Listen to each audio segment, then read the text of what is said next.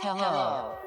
You are listening to the Carroll Connection with your host, Jared Carroll.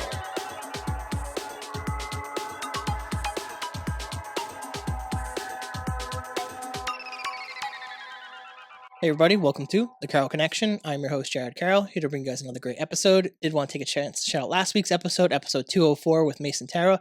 He is an artist. We talked about him getting into jiu-jitsu as well and being a teacher and working on that and like some of the values between that, and then becoming an artist and doing his painting and drawings and how he kind of got into that. So you can check that out, thecarrollconnection.simplecast.com. Also available Apple Podcasts, Spotify, and all the major listening platforms. If you'd like to watch your podcast, go to YouTube, search The Carroll Connection or at Jared M. Carroll, and it should pop up for you. And if you want to be a guest or return as a guest, hit me up on Instagram at Jared M. Carroll or at The Carroll Connection, and we'll set that up.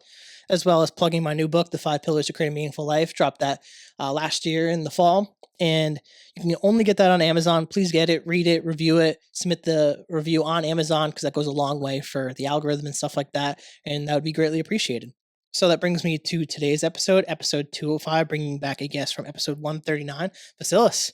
Very good. That was a is that like scripted? I mean, did you just remember that entire thing? Yeah, I do it every episode.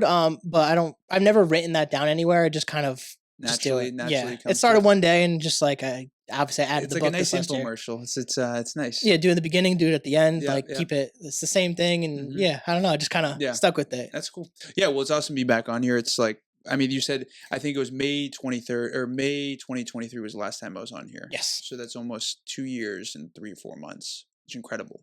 Yeah. A long time. It's been actually a really long time. I've been looking forward to this. I know Yeah. you've been a busy person, so let's kind of dive into some of this stuff. So catch some of the audience up on the things that you've kind of accomplished since that last episode. So I remember the last time I was on here was post Boston Marathon. So I ran Boston in 2023.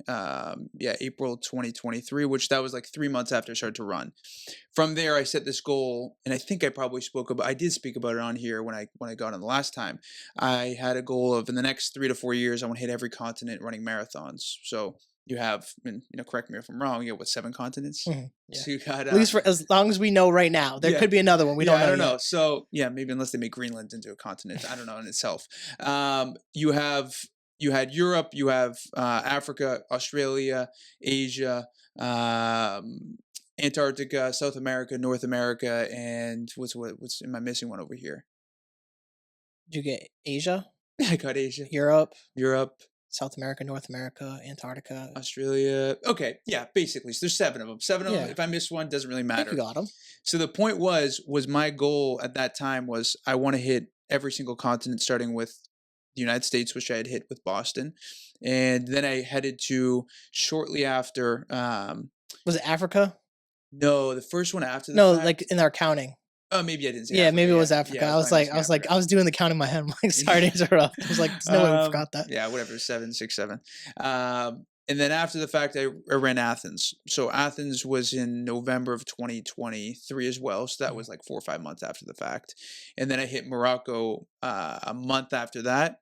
Then after that, I went to Virginia. I ran one in Virginia. And then most recently was Queens, New York. And now I'm hitting into the ultras. I'm going to start doing ultras because marathon training, amazing. The thing is with marathon training, what I found is there's still speed involved. Like people are still looking for a time, which my time has been very good. It's gotten better every single time I've ran, but I'm more built for a distance pain tolerance type runner where instead of running, like I run like 7-10 miles when I'm running marathons, when I can run a 50K or 100K, you can run at like an 8:45 pace. So you're in an aerobic level with your heartbeat, which is like 120, 130. So it's sustainable for distance.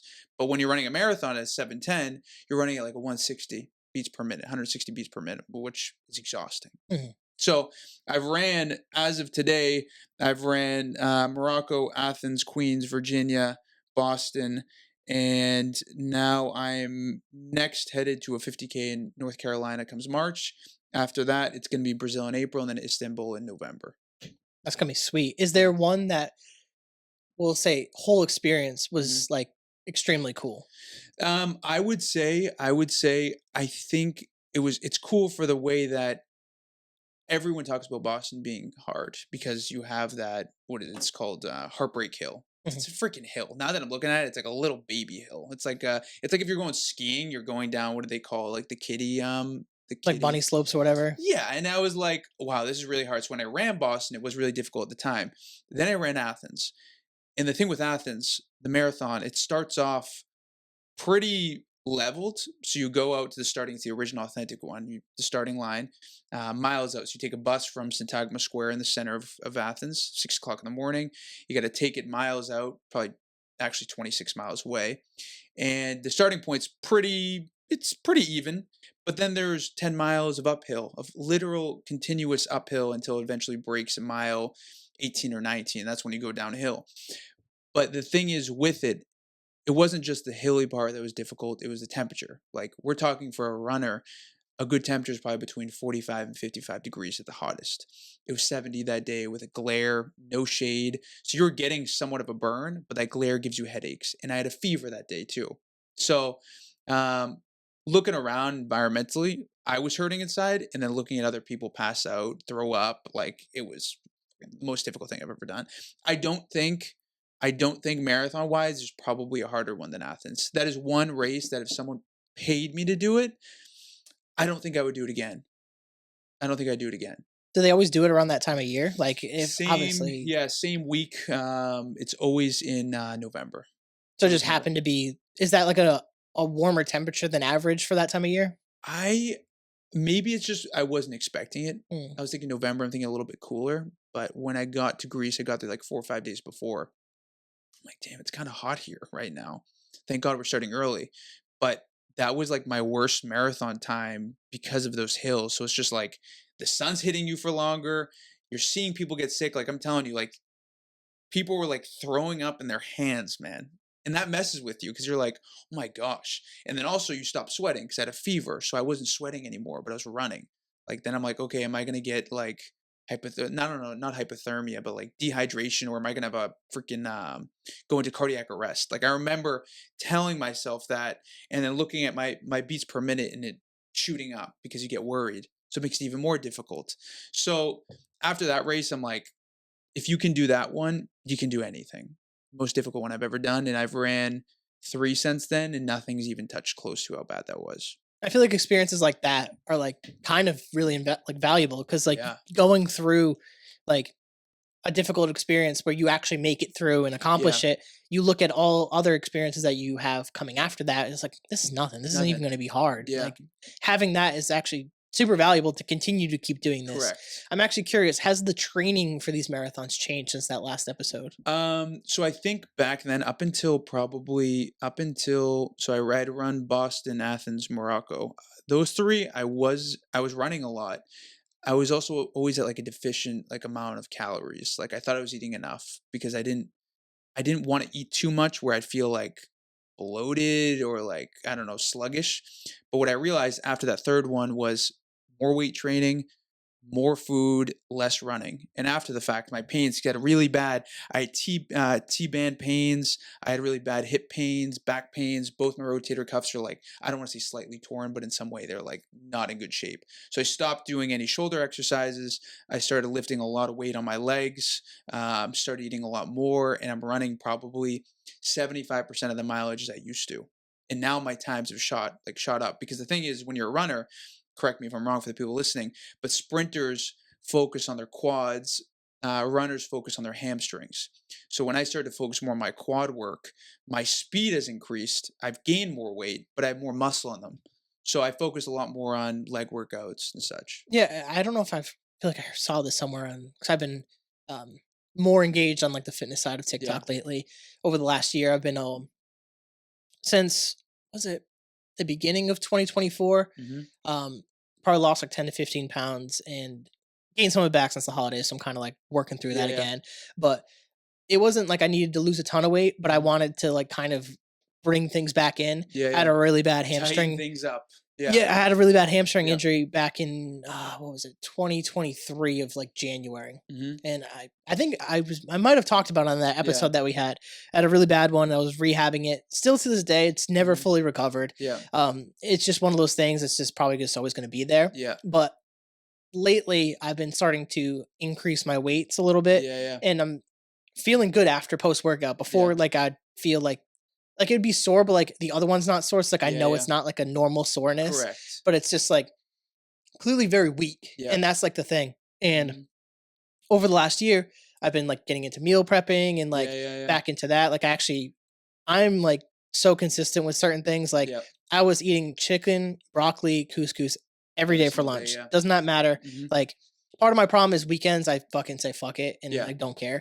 But part of it was doing the meal prep was to balance things. Like I Mhm. wasn't like trying to get super fit or super like in Yeah. shape. Like I just wanted to reel things in a little bit Correct. and it worked. Mhm. And I've been at like I'd say from like the end of the year, like or I'd say maybe like summer. It's Mhm. like the end of the year. I like maintained weight and like didn't Mhm. really gain weight, didn't really lose weight. Yeah. Like just normal fluctuations Yeah, throughout the week. And like perfect. and I was able to like I always joke about I like Taco Bell and stuff like that. Yeah, Like I could yeah. have my Taco Bell on the weekend and Yeah. like obviously not every weekend, but like have Taco Bell, but then as soon as Monday comes, meal prep. I have like Mhm. I was doing overnight oats. I'm on smoothies now. I'm doing ground turkey versus chicken now, Yeah. and like I'm finding that I actually really like ground turkey. Yeah. Like I do that like some beans, some diced Mhm. tomatoes, and like some taco seasoning, and I just love it. I think everyone's body like reacts things differently. Like I can tell you now, for me, I like I like vegetables, right? I like the idea of eating vegetables. The last 3 months, I've completely stopped eating them. Like I'll eat them if they're made for me. Like Yeah, I'll eat them yeah. if they're there. But I, for whatever reason, people are like, "Oh, gut health." People will say your gut health is probably terrible. I've got no idea. But what I found is strictly either meat, fish, or like let's say egg diet has. It's like all I eat, man. I will just eat whatever type of meats I can get, that's what I eat. And I found the muscle growth. I mean, I'm 100 and maybe 65 pounds, but my lifts, I don't. You'd be shocked by it because it's just like all powered by meat and protein. That's all it Mhm. is. In my running, I do eat the carbs. What I do is I do a lot of meats mixed with a little bit of carbs. Like I had for breakfast, I sent it to my girl. It was like a bowl first layered with like olive oil chips. They taste like olive oil, Mhm. and then it was beef, then it was eggs, then it was cheese. That's what I have, and that gives me the most amount of energy. If I had eaten avocado with eggs and a piece of toast, I feel flimsy. That's the thing. So when I'm eating a bunch of calories, but protein based calories, I feel incredible. Like my recovery is within an hour. I feel like I can go back to the gym. Sometimes nowadays when I'm bored, I'll go to the gym in the morning. I'm bored and I'll go again and have just as good of a workout as I had the first. And then I'll go again within 6 hours, 7 hours when I fall asleep. Um, so I think focusing on recovery, it's no drinking. I don't drink anymore. Eating high protein, carbs for sure. The vegetables, something about them, I feel like, and I think it's true, they do give off some sort of chemical reaction in your body. Maybe it's the fiber. I don't know. But it doesn't ever make me feel energetic. So I don't eat the vegetables really much anymore. Yeah, I actually this week's the first week. So I went and actually grabbed stuff before we started recording, but Mhm. um, first week that I didn't get broccoli. I usually get broccoli with everything, and Yeah.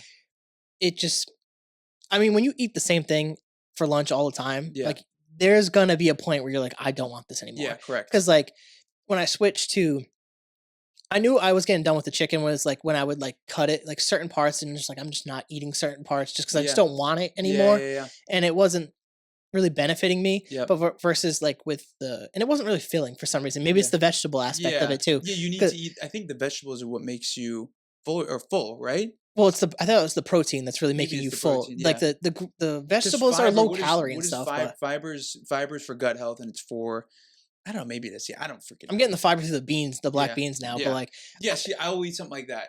yeah, I think that's good. Yeah, I'll Like, eat and that. it's like I'm adding diced tomatoes for more flavor than Yeah. anything. Yeah. It's not really giving me Mhm. much value, but like I feel way more full after Mhm. eating the ground turkey because I Yep. put into a bowl just to have the taco seasoning already in there, and Yeah. just Yeah. like Yeah.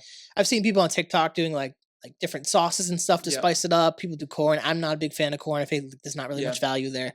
Um, I put lettuce in there. That kind of helps because it gives like a Mhm. taco-ish taste to it. Yeah. But like way more full than when I was just eating chicken. Correct. I'm 2 weeks into it, so like we'll see how I am in a few months. I'm probably like Mhm. this fucking sucks. But like Yeah. the the point was like the protein aspect, and Mhm. like you kind of brought that up, and I was curious. Like I saw this. This is what I was gonna mention earlier, but when you're running, how much of it is it burning muscle versus actually burning maybe fat or some other type of thing? So for me now, it's definitely at that point because my body fat percentage is so low. But prior, it was probably burn. I mean, because, okay, for example, I ran 14.7 miles this past Sunday. Tomorrow I run about 16. I burned, I think, 1,800 calories. So to make up for that on an average, like you're probably burning just by going throughout your day, like 2,000 to 2,200 calories a day. That's why they say on your daily amount of nutrients, you should have 2,500. Mhm. That's just like really maintain. So that means I probably burned on that Sunday 4,500 calories. So to even gain a little bit of weight, I need to eat 5,000 calories. Um, the it definitely affects your muscle, but that's why number one thing for me is when I started transitioning into hybrid working out, like heavy weights and running. Like that's it. If you look at a marathon runner, typical marathon runner, they're very, I don't want to say skinny fat, but kind of skinny fat. Like they're thin, but they have a little bit of the pudge. Mhm. Mine is like more of a maybe a CrossFit athlete, and yeah, CrossFit athlete getting closer to bodybuilding, like weights, I guess you could say. Like I do max outs, I do those things, and I found that to be the best way to maintain what I have, and I'm still growing even doing the mileage I'm doing. So, but yeah, you're burning a lot of muscle by you. If you just run and you're not doing anything else, like I would not recommend that. Yeah, I always felt the best when I was able to run and lift heavy. Yeah. Like I probably looked the best I ever did in my life. It was probably like around 2020. I was lifting very heavy weights, Yeah. maxing out and stuff, and I was Mhm. running probably like in between like anywhere from like 1 to 3 miles, just Yeah. like comfortably. And like Yeah. only reason I've stopped was my hamstring. I just like Yeah. couldn't get it right, and I'm Mhm. gearing up towards hopefully the weather will get a little bit nicer in the next few months to Mhm. trying to do that again. I'm like Mhm. I was literally thinking about this before we even did this podcast. I'm adding another piece to like I'm building a whole nother tattoo sleeve, Sweet. and I have another piece coming in April, and I'm going to Portugal in June. Yeah. After that tattoo I get in April, like it's lock in time because I already Yeah. know based on like the established routines there. The Mhm. meal preps there. I wake up at 5 when I go into office. I wake up at like 5:50 in the morning, start my Mhm. workouts.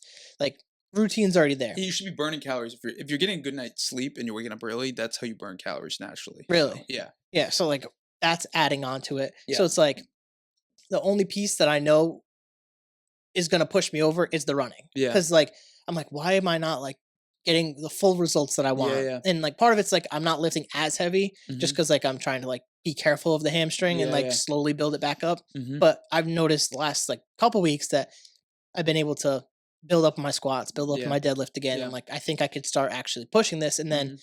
incorporating the running. And that's when I felt my best. Like I feel good as a person, Yeah. like actually doing the running and I lifting. think, and like I said, I mean, I'm no science. I mean, I do all this mileage, I do all this lifting, and I have like honestly there's no stat sheet to show when I do these things or why I do the things. So like, I feel like it's dangerous to do that sometimes. Like I've done that, and it doesn't always mentally yeah, help me because like you get so addicted to the to the numbers. number. So for me, like I sell myself on probably non-scientific information, like personally, like I just whatever I feel, that's what I believe to be true to me. So when it comes to working out, if I feel pains, like if I had a T-band problem or like a hammy problem, I'll just be like, okay, I need to build more muscle around that hamstring or whatever it is. So it's not going to be so fragile. And then I'll start working on that. When my legs started to work and my T-band started to hurt, that's when I was like, okay, I'm going to go really heavy and I'm going to either kill the pain by just killing it even more, making it more pain. You know, it's like when you're hungover and then you drink again, you're no longer hungover. Same exact thing. That's kind of the aspect I look at it.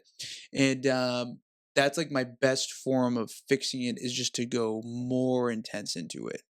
Maybe not scientifically proven, probably against everyone else's idea of what works, but everyone's body reacts differently. There's also a power to in believing what you're doing is Yeah. working because like Yeah. I mean it goes into the power of like self-talk. If Yeah. you're talking negatively about yourself all the time, then negative things are probably going to Mhm. manifest in your life. But if you're actually constantly trying to like pray or manifest Yeah. or like talk positively, Yeah. today's going to be a good day. This interaction with so and so, I really enjoyed that. It made my Mhm. day a little bit better. And like talk positively throughout the Yeah. day, things will progressively get better. And I think the same thing when you're working out. If you're Mhm. not constantly always worried about, oh, I shouldn't eat this, and Yeah. this, Yeah. like working out, just like actively talking to yourself and making sure they're good lifts, Yeah. like pushing yourselves like appropriately. Cause like if Mhm. you feel pain, like obviously there's like a barrier. Like as like athletes, Yeah. you know what's pain and what's like an actual like an injury. Growth. It might be growth or it might be pain. Yeah. Exactly. It's understanding injury and just a little bit of pain or suffering. Like You know who does a really good job of this, and this was like he was one of my big motivators getting into the fitness side of things.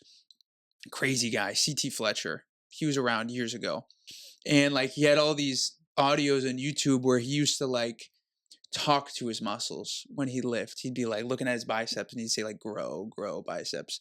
And okay, by speaking to them, obviously they don't grow.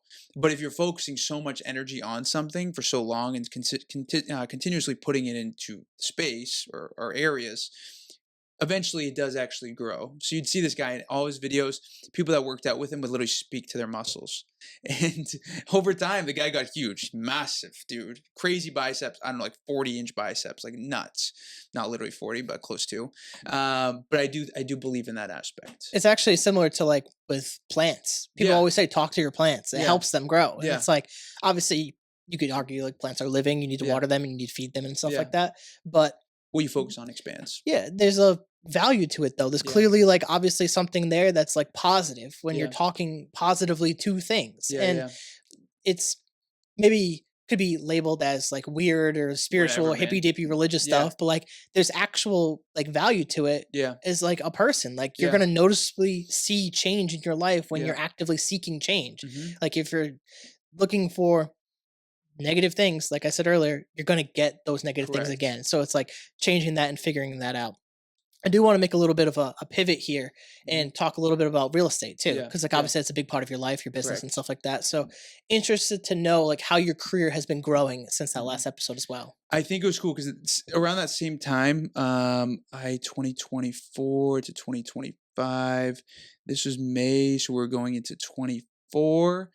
I think around this time, I was working with a different company at the time, but I was also starting to get into the field of helping other agents perform, not stepping away from the sales aspect for myself, but put more attention on helping other agents. 6 months after I was on here, I ended up leaving the brokerage that I was at the time, moved over to the Real Broker LLC. So it's a cloud-based brokerage traded on the NASDAQ. And it was fitting to me because I wanted to find a place where I could market Vasilis Axios and not the brand, the company I was working for. Because I never was a big believer. A lot of agents, a lot of brokers, they look at, you probably know, I don't know, Keller Williams or Caldwell Banker or William Revis. They think, okay, William Revis is attached to higher end homes, so I'm going to go work with William Revis because that's the thing, that's the brand. I never believed that. I do business based off of working with people that relate to me. I don't want to work with people that can't relate to me, because if you can't relate to them, you got to act a certain way that you're actually not. And that's not longevity. You can only put on a facade for so long, and it becomes exhausting. So I found this brokerage in October 2020. October 2020, maybe, yeah, it's October 2023 is when I found it. And I brought on, since in the last year and a half, whatever it may be, I brought on 30 agents. So the growth has been massive. Like I've had 30 people under me at this point, and I'm taking on a lot of newer people. So if you're a newer agent or you want to get in the business and you just don't know where to start, that's like my forte. Like I want to take the new people. I don't care about if you're doing 200 million in sales. Like you can't really teach an old dog new tricks. I can't help you. That's truthful. Like I'm not going to be able to help you. But if you're someone who wants to go from 0 to 1 in terms of phase of business, which is 0 to 1, when I look at it on a financial standpoint as an entrepreneur, is from $0, not making any money on your own, to making like 100 grand, like a livable income. So that's like my focal point. I want to help as many people as I possibly can get from 0 to 1. So from making $0 to 100,000. I think that's the most effective for society, is helping more people make a livable income rather than make someone who's already wealthy wealthier. You can't do much more. Your life doesn't change much more. So that's where my life is now. I'm in the sales, but I'm also putting a lot of attention on agent attraction and agent growth. Yeah, I think that's actually really good because you're spending more time giving to people versus like just trying to Correct. help people that are already at a certain level. And Yeah, there's you not gonna can be a make a ton of big value. difference. Yeah, it's the value of being in like almost like essentially a role model teacher like Yeah. kind of role. And I think that's like really great because you're actually being able to like guide people Mhm. who want to get into the industry. Because Yeah. obviously, as even just like an outsider, you look at real estate and there's so much there to talk Yeah. about. So to be able to like invite people into the space and Yeah. actually guide them in a Mhm. way that's going to help them grow their careers, you're Mhm. also creating a valuable connection on top of that. Correct. It's like, who knows what they do if they stay in the real estate or if they go somewhere else. You Yeah. have a connection on top of that Correct. with them because you're also teaching them. So they're Mhm. going to value that connection Yeah. as long as obviously everything's good. Yeah, I think it's really important for because like someone who's making 30 grand versus someone who's making 100 grand. Your life can change a lot from 30 to 100. And I think there was even like some sort of stat or something that said like the difference or the quality of life making like 250,000 to $1 million like doesn't change much, but from 30 to 100 it changes exponentially. You can be a single mother with 2 kids and be able to take care of things. So it's a lot more impactful and more down to earth. And I think you can change a lot more lives at a bigger clip than you can focusing on the higher earners. Yeah, I think there was a stat. It's probably definitely changed since now with inflation, but it was like maybe 60 or 70,000 was like the threshold for happiness. And Yeah, after that, it was that's kind what of I like, meant. Yeah, that's what I yeah, was no, kind of it's a getting at. similar, Yeah. similar mindset to that. Mhm. And like, I would probably tend to agree with that. I After agree to you it. hit a certain number, like Mhm. obviously more money is always going to be Yeah. better. Like everyone's Mhm. going to want more money. Yeah. You could do more. But once you hit that certain level, things are gonna feel like more comfortable. Like Yeah. there's not gonna be the constant stress of like, how am I gonna pay my bills? How am I gonna pay Yeah. the electric bill? How am I gonna pay my phone bill? How Yeah. am I gonna Yeah. pay car insurance? Like Mhm. the fears become less. Obviously, inflation has probably changed that number Yeah. drastically. Hopefully, But things inflation can. should go naturally how it should be is when inflation goes up, income should also go up. Actually, incomes are not going up as of right now, but that's gonna be fixed. Yeah, hopefully. Like Yeah. it's like Hopefully. I'm definitely curious on how something like that gets fixed because obviously with inflation going up and obviously the rise of home and Yeah. housing has gone up, Yeah. we are leaving people in a really dangerous place. And Yeah. I'm actually really curious how that affects your business. So my business, really, the thing is right now is the biggest factor is interest rates, right? So it's funny. I was at a conference just about a week ago, and the thing is, interest rates they base interest rates or cutting them based off of simple terms, the unemployment rate. So when the unemployment rate is way too low, they're not seeing that inflation and the economy is cooling down. So what you need to happen is you need people to lose their jobs. Unfortunately, that's really what it is. But a lot of these jobs that the new administration just came in and relieved their duty of is also going to increase that unemployment. Like a lot of the I think DEI jobs, Yeah. they put them on, A lot of federal government jobs, even hiring's been put on hold. correct. So by removing these people, the unemployment rate should start moving up. But I don't think they're also taking consideration um all jobs. Like I don't know if they're taking consideration part-time jobs. I don't know if they're taking consideration homeless people, like people that actually say, I'm not going to work, I want to live on the street. That's another group of people. But they're definitely not taking consideration correct data based off of rental prices. So when rental prices are really high, that is an indicator of extreme inflation.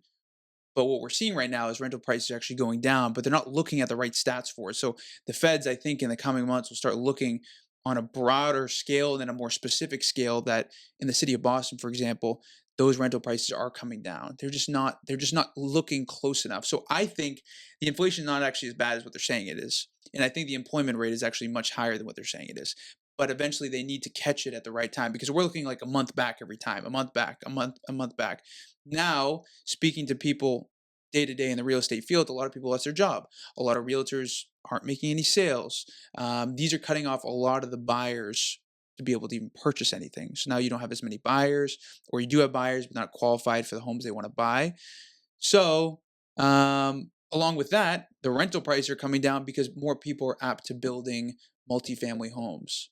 Because you can't afford to buy a single, people are going towards renting. So when there's a lot of renters, a lot of people who want to desire renting, supply and demand, there's a lot of supply because they're building a lot more multis and there's a lot of demand. So it's kind of evening out, bringing the prices down. So people have said in the previous years, we're going to become a renter's nation where instead of people buying and owning, people are just going to be renting. Do you think that's more because of the situation rather than I think because this is just me pulling out of strings. Like I Yeah. don't really know this, but I feel like if people had the option, they'd want to buy homes. Like I just Yeah. don't know if people have the options based on the way things are currently, and then the fact of the rise of like people are renting because they can't Mhm. afford homes, and then Yeah. people buying or creating multifamily homes Mhm. on top of that. So I want to know maybe if it's Yeah. like people are just fearful, if I anything. think it's just like people, this generation is more interested in a different way of living than what other people used to desire to be doing. Like the marriage age on average is up. The age in which people are having kids has also raised. So people are like, okay, I'd prefer freedom rather than I want to have a single family. If you buy a $600,000 house right now, at the average interest rate for like an FHA loan or a conventional loan, and the mortgage on it is 500 or 550 grand, you're going to spend $5,000 a month. $5,000 a month.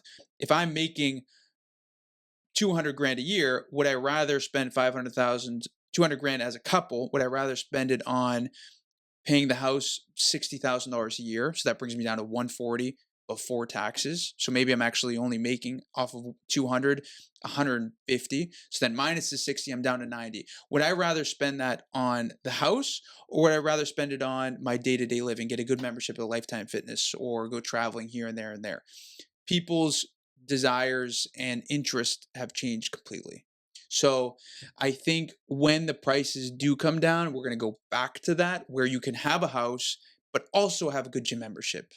But it's just because things are so messed up right now. Yeah, that's actually a really great point. It's like people wanting, and I definitely would probably lean more into this of valuing having those like day-to-day Yeah. experiences or those monthly or yearly experiences, like going Yeah. to a concert or going to go on vacation and stuff Yeah. like that, versus like struggling to pay your mortgage. Like It's no fun. that's really where, even like as someone who wants to get into real estate, who wants to own a home, like Yeah. that's really where I don't really, me personally, I don't want a multifamily. I Yeah. don't want to have tenants Yeah. and do all that stuff. That's not Yeah. something I actually really want to Correct. do. And because I've considered it and looked into it, and it's just at the end of the day, I don't want to do that. Like Yeah. it's like I know that's how you can build generational wealth, Yeah. and like I understand that, but it's also something I'm just not I think motivated by. I think right now, if I was to sell anyone the idea of buying, the only thing I can't make sense of a single. Personally, I can't make sense of a single anymore. I can't make sense of a multi either. But if I am going to pick, if you're going to pick between one or the other, which makes more sense, a multi is going to make more sense, only because you're going to have that reoccurring rental income coming in, and the equity is going to build faster. But that's the thing, is like, if I can't make sense of it, I can't tell you. It's like, this is an amazing opportunity, right? So eventually there will be a time where that will subside, where I'm going to be able to look at something and be like, okay, this single family, your mortgage payment is going to be less than what you're paying for rent, so you should buy it. Yeah. It's just an obvious thing. If I'm going to pay rent and the money's going nowhere, why don't I just pay the same amount and buy a single? I'd rather buy a single because the money goes somewhere. Yeah. And that's where I think people ultimately want to be, is to be able to have their mortgage be less than what rent possibly. Correct. And right now, when you look at the market, at least the stuff that I've looked at, is I'm looking at it and it's like they're about the same. They're the And same. usually the mortgage sometimes More. can be a little It's bit more. more.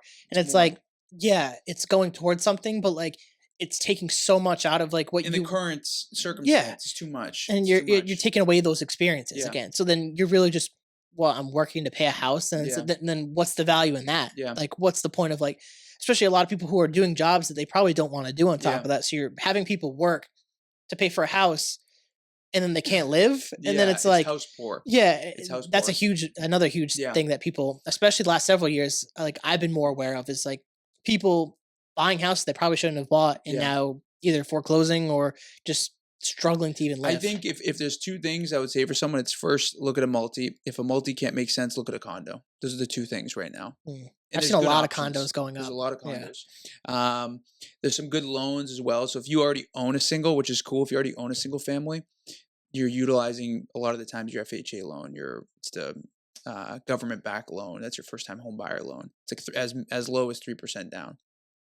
You can use that loan to buy your first house. So if you're someone who already bought a single and you want to buy an investment property, there's also loan options where you can put as little as 5% down.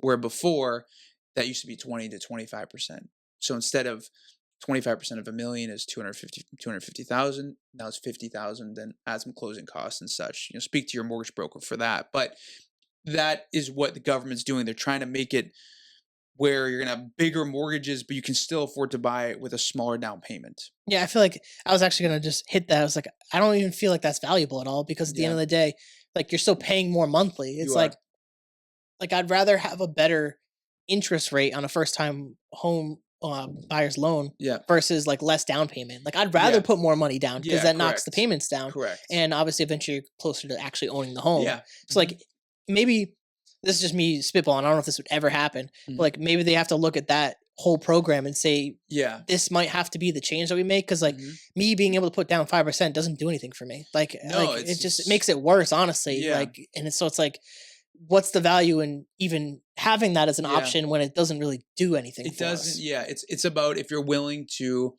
really, I mean, if you put 5% down, like today's rate, it depends. Like between FHA and conventional, it can range from, if you're speaking with mortgage brokers, it could be like 6.25, 6.5 to like 7.5.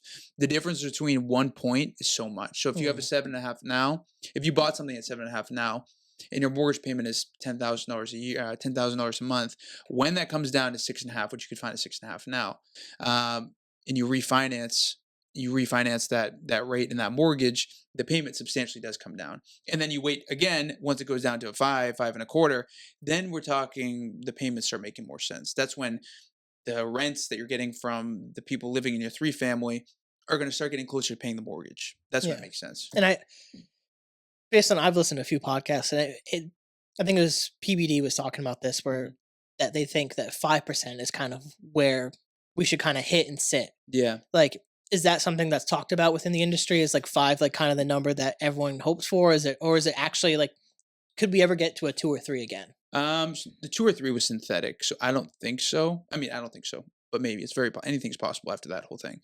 The problem with it being is just like you're saying, 5%, right?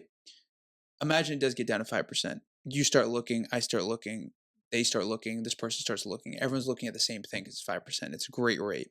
So naturally, unless that inventory does start to really increase, which the problem we've had now is before we had low rates, low inventory, low supply, a lot of demand, a lot of buyers out there because they want to utilize this 2.5%. They can't buy anything. So what happens is if the list price is $550, I'm going to offer you $700 just to get the house. So now they're overpaying based off the market. But now what we're dealing with high rates, low inventory. So you have buyers that are like, shit, I can't really afford to even buy this house. And there's really even not much to look at. So now sellers aren't selling as quick as they were before because the desire is there, but the affordability is not. So I think if everyone got down to 5%, you're going to see again, unless the inventory goes up, you're going to see 100 buyers, one house to look at. And then you're just going to go through that situation again where it's on for $550, you buy it for $650. Yeah, and I know President Trump was talking about they want to increase inventory and stuff like that. But like obviously, it takes time to build houses. Yeah, so we're like millions of homes behind. Yeah, we should have. So it's like I agree because like if they lower the rates down to that point, everyone's gonna want to buy. I know so many people that are ready to like hop in. It's going to be a crazy year. I think it's going to go down. I think they're going to force it to go down, and I think it's going to drive house prices up. It's going to drive them right back up. So it doesn't really solve. But you have lower payments, right? Technically, lower payments. Yeah. So like, and I kind of tend to lean in that direction though. If I have to pay a little bit more for the house, but I have less monthly payments, like people are going to be more accepting of that. That's the selling point. It's like, okay, well, it's your fixed payment. It's your fixed payment, and if you can afford it now, then you can afford it. That's what it is. But there's some cool other things they're working on. Is like our biggest things really isn't mortgage payments. It's more so credit card payments, auto loans, those types of things. Like credit card payments on average, I don't know, go from like 15 to 29.99%. So now if you saw like JD Vance is working with the big credit companies, whatever it may be, and making it so that it's no longer a monopoly. So they can't charge these huge rates. So they were even thinking of lowering that rate. I just read a short article where it's like they can't charge any more than 10%. That'd be insane. That would be insane. Like you would have people be able to pay off all their debts. Credit card companies aren't going to make as much money, but you're going to be able to pay off all your debts. People probably will spend more too, actually. If you have a low rate, you'll spend more.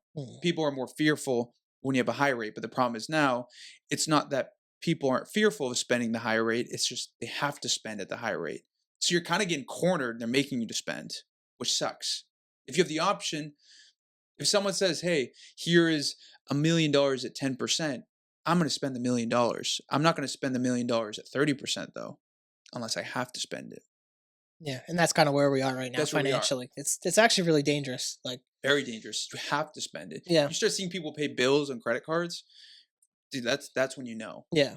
And That's that's where when we you, are. It's like yeah, it's really sad that we're entering a place where the they say all these things are growing, but the wages aren't growing. But correct. it's like if you make the wages just grow, Yeah, then everything else is still going to go up. So it's exactly. like you have to almost bring things back down, Yeah, but then you're going to get pushback from all these big companies because yeah, they're going to say we're not making as much money. yeah. So it's like, You need people. Unfortunately, it comes down to you need people to lose jobs.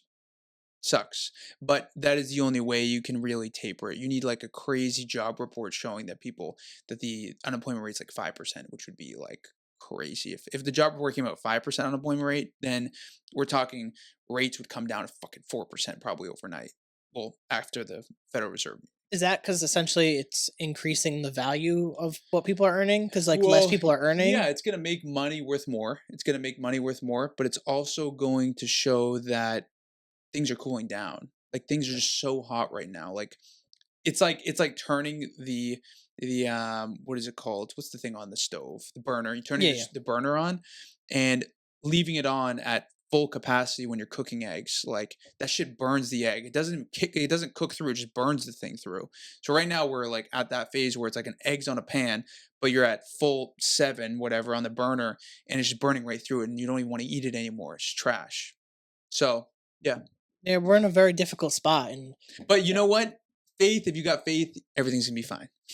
I mean, I always like it's the belief that things do get better. Yeah. Like I think that's like a very powerful belief because Mhm. like if you and I've always kind of carried this mindset of like regardless, I'm gonna be good. I'm gonna be good. Yeah. Like, and if you just know that you're gonna be good, things will be good. It goes Mhm. back to what we talked about Yeah. earlier of positive self talk. Is Yeah. like, yeah, things are gonna be difficult. Life isn't easy. Life will never be Yeah. easy. And if life is easy, something's probably wrong. Like Yeah, something's probably not exactly. going in the correct direction. And like it's kind of utopia. Utopia is not gonna really exist if you believe in heaven or hell. Like Yeah. heaven would be essentially that equivalent. But like we're here on earth, we're experiencing life, and actually going through things that are difficult is Yeah. beneficial to us as people to Mhm. develop our character and develop all these different traits that we will Mhm. eventually use to help further ourselves in life. Yeah. So I think going through these difficult things is positive, but having that belief is positive, whether it is religious or spiritual. I think it comes down to what we were talking about before, which I really like. I don't know. I've been talking about this so long because it's my personal current belief also. So I'm going to give you guys an example. If you ever see, if you're driving the same direction every day to work, and you see a restaurant does never seems busy, but for some reason it's been around for 30 years. Or you go to, I mean, the North End's kind of a bad example because they're always busy, but if you go to the North End and you see these restaurants that have been around for 40 years, the reason why they're still around is because they outlasted the ups and the downs. That's they're around. So that means they went through all those things 2008, 2020, 2023, 24, whatever, and even prior to that 1999, whatever, the Microsoft boom, whatever it was. Um, what people need to focus on is just the idea of outlasting I don't want to say competitors, but kind of competitors. If you want to be the best, sometimes you don't actually have to be the best. It's just like how long can you wait for other companies or other people to burn out and get exhausted? We're talking about the podcast. This is an exhausting thing to do day after week after week. But if you stick around long enough, eventually it strikes the iron hot where people start falling off. You start losing competition. Restaurant business is a great idea or a great example of it because you see this business that doesn't do great business, but for some reason the thing sticks around. It's because they've kept and learned that when things are bad, I need to stop spending. I need to reserve what I have. I need to cut down on costs and I need to just get over the hump. And once you get over the hump, if you're the last one standing, that's how you win. So that's my biggest, like, anyone asks for like a business advice right now, it's like cut down on needless spending, refine what you're doing and focus on just the things that produce results and no longer put attention towards things that are passive. Passive just doesn't work right now. Yeah, I was actually going to bring up those 2 points was like financial advice, which is that, Yeah. and then bring up the whole consistency aspect. I was Yeah. actually about to turn the conversation into that, but that was like Mhm. a perfect turn. And I was thinking kind of just like throughout, I was telling you about that from Thanksgiving to Christmas, how I wasn't Yeah. really recording and it Mhm. wasn't really like my fault, just people couldn't do it. Yeah. But I went to get my oil change done at this place in Swansea, and I was wearing my Carroll Connection hoodie. I wear it Yeah. fucking everywhere. My girlfriend rags on me for it because I wear That's merch. cool. Branding. I have merch I have like 7 different shirts I can wear for every day of the week, Yeah. basically. But I was wearing the sweatshirt and I had to go back multiple times because they didn't have. I also wanted to get my inspection done. Yeah. And their thing was down. And when I went back wearing the hoodie, she recognized it and she's like, "Oh, my son was on your podcast," and like That's I had no idea. Like I Yeah. just like connected over that, and she was like, "Thanked me for doing it." Yeah.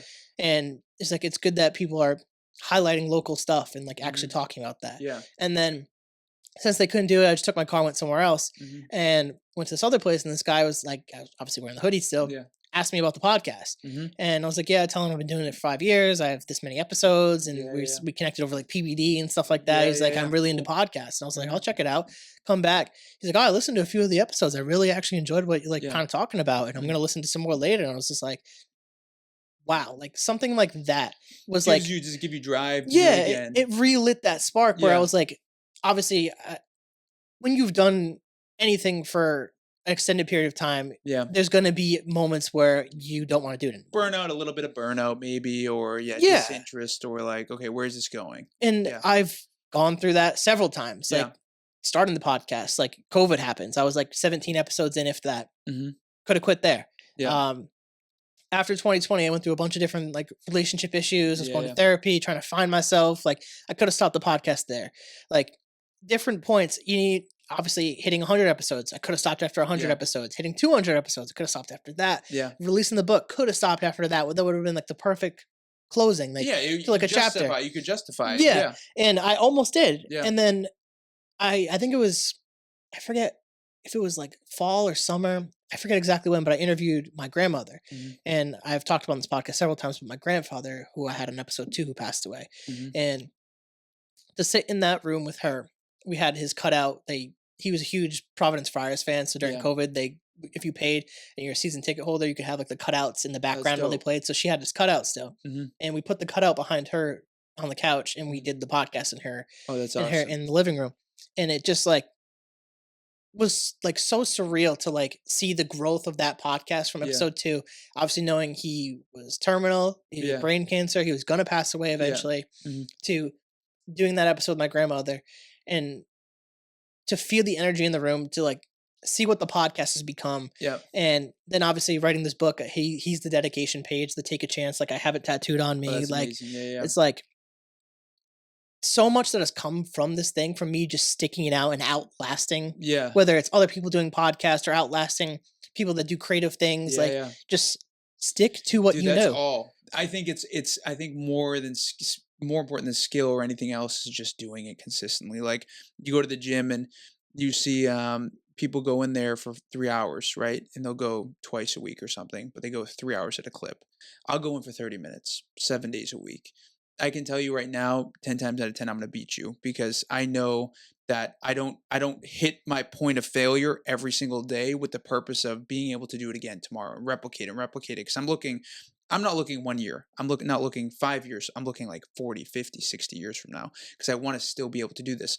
That's when I cut down on the running a little bit, because now I'm looking at, okay, I'm not trying to just be a marathon runner. Now I want to be an ultra runner. And then I want to do like the Moab 250, which is like 250 miles. Like I want to be able to do that. But by doing crazy mileage and beating your body up to an extent, it's actually counterproductive. And you can't do it longevity wise. So I think consistency, man, is like the number one thing. There's nothing more important than being able to learn to get no results for months, even years, and be okay with it. Question I asked someone the other day, a new agent, was, okay, if there was a timeline and it said to you, you have, today is this right here, and this is the end. The end is, you get to a place where you want it to be. How long? So if you knew you were going to get to the place you want to be, how long are you willing to wait? What are you willing to go through to get to that place where you want to be? That's the question I asked. And how my brain works is, well, I'm going to go where I want to be, right? That's what the question the person before had asked me, and they're like, yeah, this is where you want to be, and you're definitely going to make it there. So I go, I'll spend my entire life. I don't care if it takes until the day before I die to get there. I'll do it. But people fall off before, even if they know if they do these things, they're going to be where they want to be. When it becomes uncomfortable, that's when they drop the ball. So like, you got to look, I'm willing to dedicate my entire life to get to this point, no matter what. Yes, and you can even apply the same concept to like a religious aspect. If you knew Yeah. you're going to get into heaven, would you actually do everything you need to do to get into heaven? Probably not. Yeah. If you know you're going to get there, like whatever, I'm just going to get there. Yeah. So like, You're trying to serve God and earn your spot. Yeah, it's like a spin-off of that question, but like I've always said with the podcast was long term it's going to have more value than it does right now. Yeah. Like obviously we're getting the value from having our conversation right now. But looking back and even like just like having those interactions at the car shop or having the interaction I had the other day when someone's like, "Oh, I saw your podcast. You had so many episodes." Like that comment. It's just like very impressive. And it's like people don't maybe care or recognize the amount of time that goes into this type of stuff where it's like last year was probably my most episodes that I've recorded possibly ever. I have to go back and count, but like I was striving for 200. I started the year at like 165 and ended at the like 203, and I would have had more if people didn't cancel. Correct. So it's like, or it was 202. So like I was like dedicated to doing it and hitting that number, and while writing a book on top of that.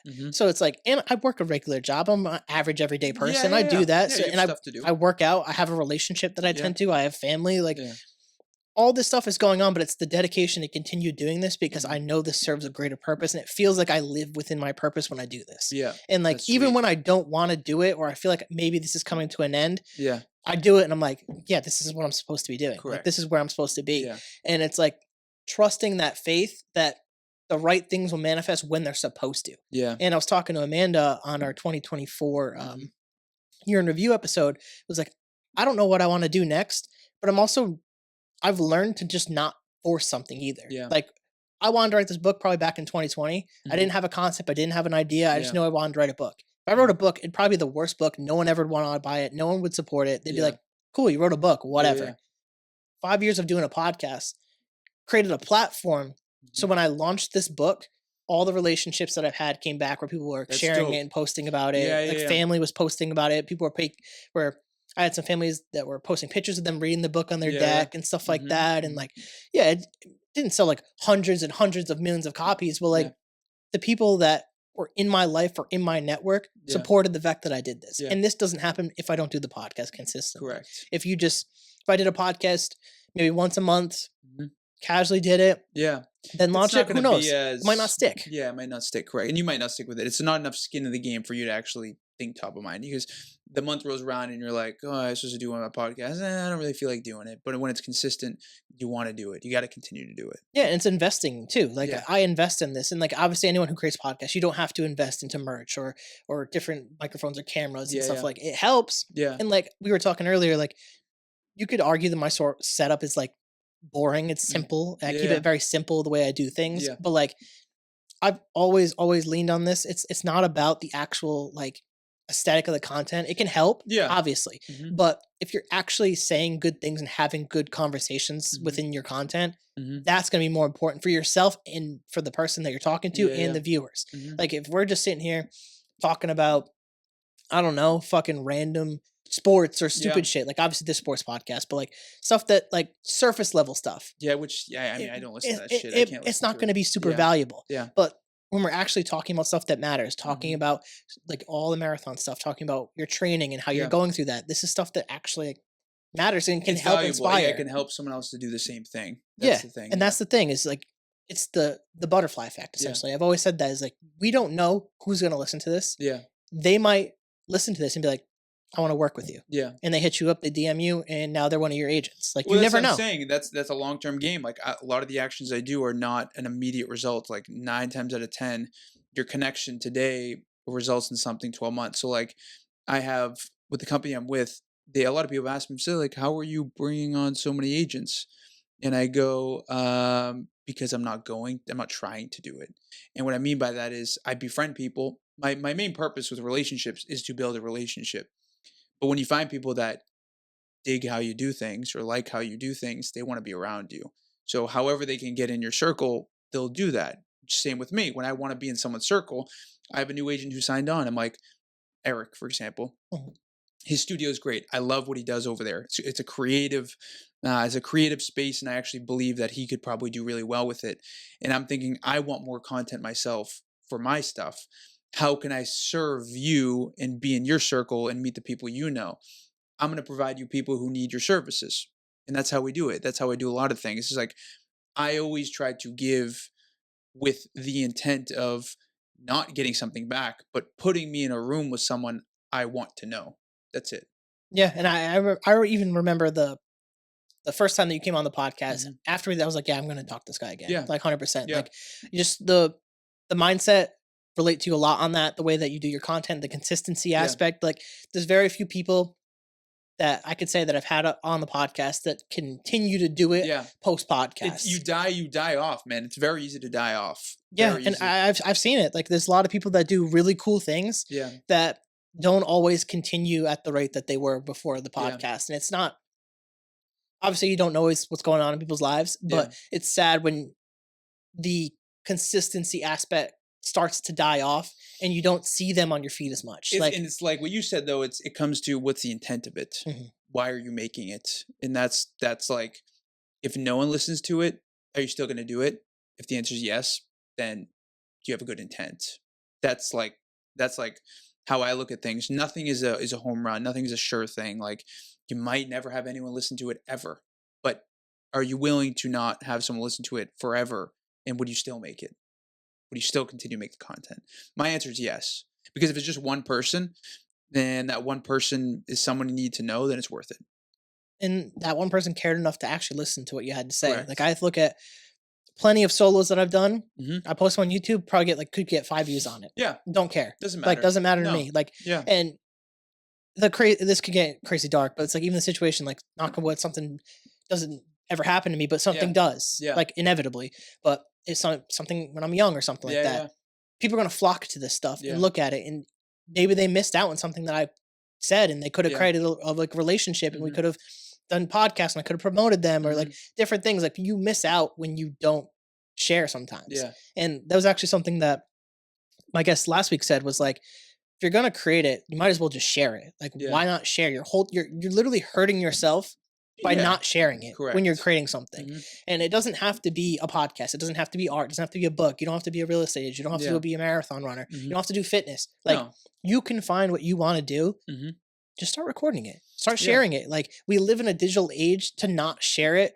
Like obviously people respect people's privacies. I've been Yeah. in that space where over the last year I've been more reserved with certain things, Yeah. but I still create content though. Yeah. And it's like that's the important thing that I always try to like hit on with people that come on is like try to create the content around you do. Like Yeah. anyone that's an artist, like if you create like videos around your art and slap Yeah. a sound on it and put it on TikTok, People you go might viral. love it, man. Like People love you this never stuff. know. Like Yeah. just like Might inspire them just to make the Yeah. art themselves. it's crazy that a lot of the times people are in this for the wrong reasons and they're Yeah. trying to do it for the wrong reasons. Mhm. Like obviously there's part of me I would love to get famous and love to make money off this. Yeah. Duh. Yeah. But like it's never the reason I started doing this. Correct. And it I won't think last. it if never that's- does. Yeah, if that's the purpose. like and it's if you came into this whatever space you are with the right intentions and the right Mhm. mindset, good chance you outlast people, but you also have to have work ethic. You Yeah. have to have like dedication to what you're doing. You Yeah. have to have belief in what you're doing Yeah. that it's actually going to be something. And even if it doesn't become something, it Mhm. already is something for creating it. And it's the same thing, and it's cool because we can like kind of put everything together with this. Is like it's the same thing with relationships. Like, do you ever see like, I don't know, your guy friend, they're with a dime, dude. What I mean by dime, based on definition with slang, is like a super attractive woman, right? And he ends up breaking up with her, and you're like, dude, why would you ever break up with this person? This person's the most attractive person I've ever seen. It's because the reason why you like the person is not for something that extends more than our biological wants and desires. It has to be so internal. It has to be something that that when they go old or when they become old, because looks always go away, you're going to stick around. So your intent behind something is really what allows you to stay strong and firm for such a long period of time. And that's like relationships wise, like I think that's one of our biggest struggles too, is people are looking for the wrong things. They're connecting over the wrong things. Yeah. And that's where I created this podcast was Yeah. to create a space where I can connect with people Mhm. away from the bar setting. I didn't want to do that anymore. Yeah. That was always never the greatest place. You Yeah. see someone high by, it's whatever. You never talk Yeah. to them again. At least here, like I don't like we haven't seen each other since like May. Yeah. But it's And normal. maybe we did a podcast before that. I don't know. I can't really Mhm. remember if it was like at like Brandon's studio or something. Yeah. I don't know. But last time that we sat down and Yeah. like had a conversation was May. We get down, we do this again. It's the same thing. We connect Same right away, normal. and it's just Yeah. like it's great though because I get to see you in person, get to talk to Mhm. you, and like obviously I see your social media stuff and everything, but like I get to hear it from you and talk Correct. to you, and Mhm. that's the value. It's this connected nature to create a relationship that's actually worth something that you're willing to come back and do it again. Yeah. Like clearly, I am creating something that's worth coming Yeah. back on. Like if Well, because it's the thing. It's the relationship thing. It's like, okay, maybe there's someone that wants to buy Jared's book on my platform or who needs what Jared has. So I'm gonna repost this because I want to make sure Jared gets something out of it. And then me being on Jared's profile might be another agent who might be interested in getting help that they need. So it's like and like some people don't like the idea. I think it's just how it's worded can come off wrong, but like a give and take relationship with friends, family, whoever it may be is like number one. If it's like I don't know, it's like if I support your business and all you do is you provide me happiness, that's a fair exchange. But like you need something. Like you're not gonna if someone's taking your energy, your time, your money, your motivation, your good attitude, and you're giving them the world, like that's terrible. That doesn't work. Like, and you should never stay in a situation where someone takes those five things, especially from you. So finding relationships where that person can provide you with something, whether it be business opportunity, other endeavors, something creative, or just a good friendship that you can call whenever you want, and they give you some sort of advice. That's what makes it worth it. Yeah, 100%. And I actually agree with that hot take. Yeah. If there's not a give and take, and like you as a person, like if I look at it and say, "Oh, happiness isn't enough," but if Yeah. you think happiness is enough out of that Yeah. trade, Mhm. that's all that matters. Yeah. But there should be a mutual trading of Yeah. things. Like there has to be. Like otherwise, it's not sustainable. Like I've given up on tons of friendships where it's not valuable to me anymore. Like Yeah. and not saying that person isn't valuable Yeah. or that those memories aren't valuable, Mhm. but where we're going in life is two different places, and that friendship no longer serves what it's meant to. You and serves you what you're trying to do. I mean, let me ask you this.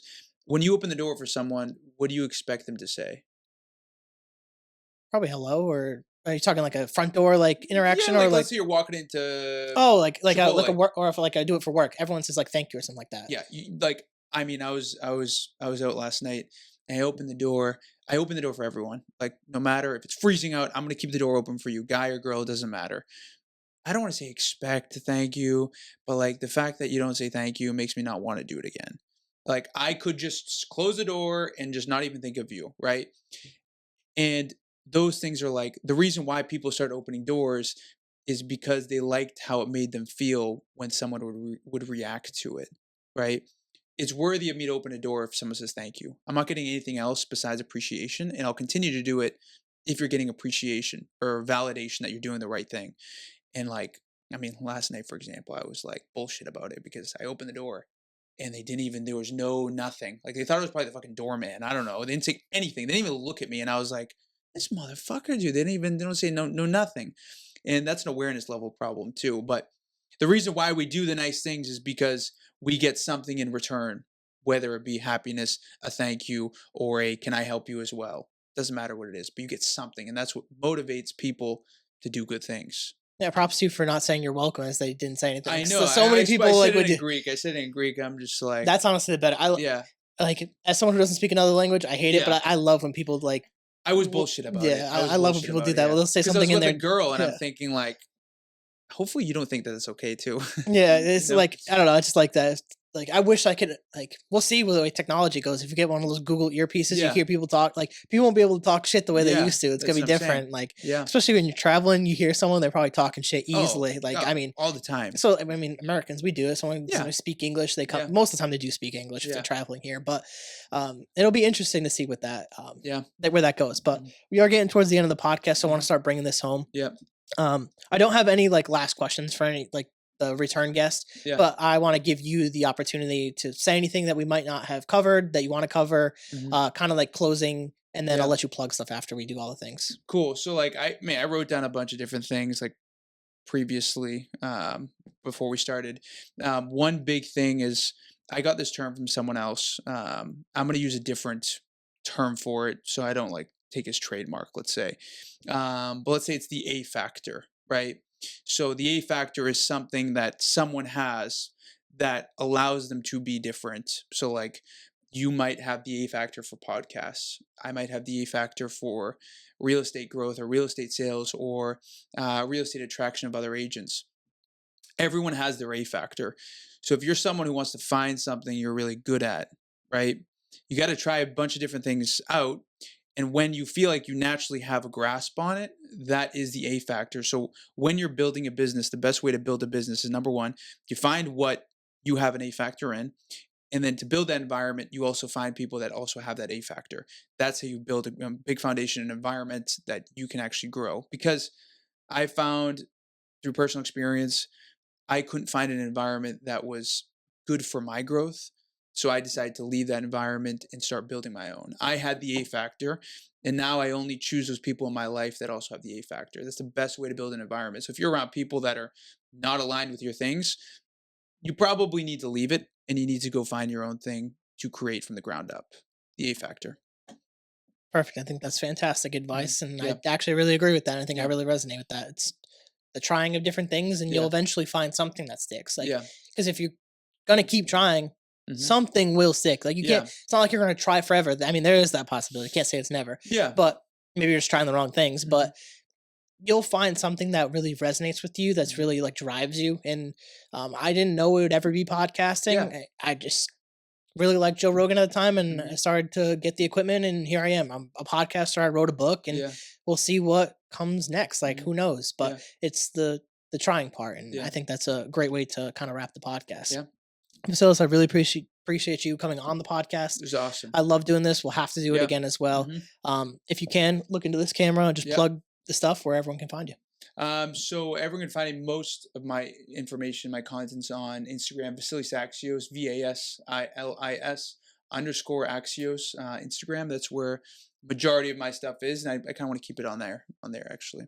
Perfect. I think that's a great place to wrap it up. So for you guys, if you guys like the podcast, rate, review, subscribe, share with your friends, share with your family. Check it out, thecarrollconnection.simplecast.com. Also available Apple Podcasts, Spotify, and all the major listening platforms. If you'd like to watch your podcast, go on YouTube, search The Carroll Connection or at Jared M. Carroll, and it should pop up. If you want to be a guest or return as a guest like Vasilis, hit me up on Instagram at Jared M. Carroll or at The Carroll Connection. We'll set that up. And if you can, and if you want to, buy the book, The 5 Pillars to Create a Meaningful Life, on Amazon and only Amazon. Review it, rate it, helps me in the algorithm. So until next time, guys, peace.